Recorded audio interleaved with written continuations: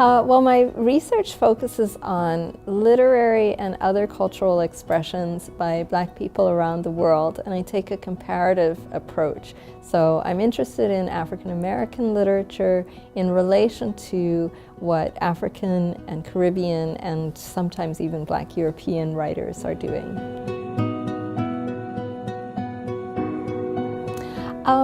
Well, in my research, I've been actually very interested in the histories of interactions, which go back a lot longer in terms of both collaboration and exchange than what we sometimes think about in literary production, but also in cultural festivals, in popular print. So one of my favorite examples is that when the first magazines for popular audiences were started in Africa, magazines like Drum in South Africa or Bingo in Senegal.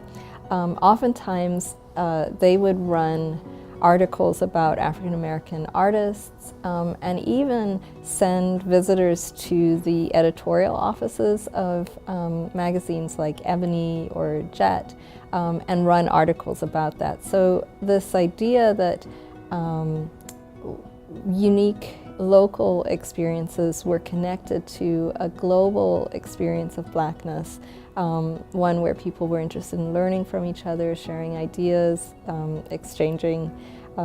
artistic impulses, is one that's been really animated throughout the 20th century and before and continues.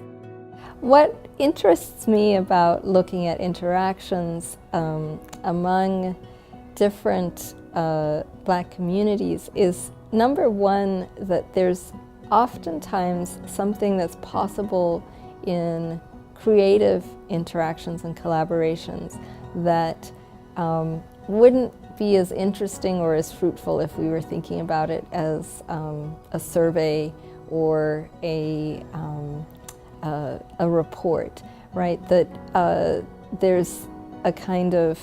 fruitfulness about encounters with difference. And Duke is a place that puts a lot of emphasis on global education, and I think it sometimes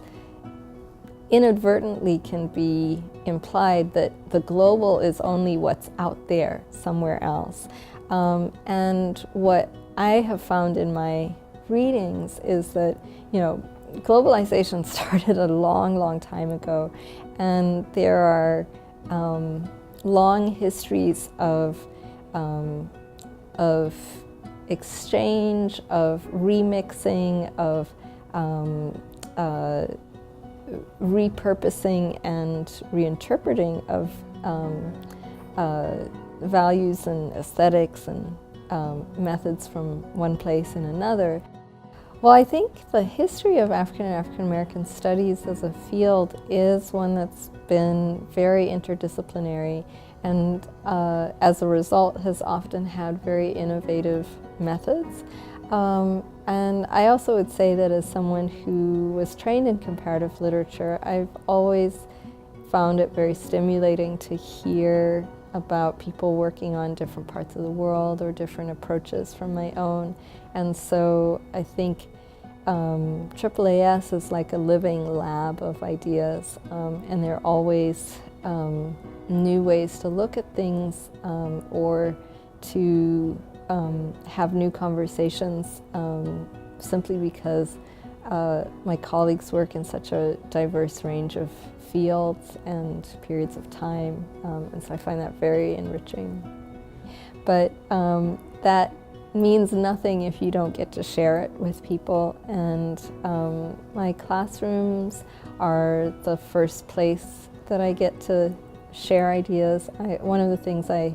really love and have found especially true in graduate teaching, but also to some extent in undergrad as well, is that that's where my books or articles start, is in conversations with students where I'm trying ideas out, and so that really feeds what I go back to look for in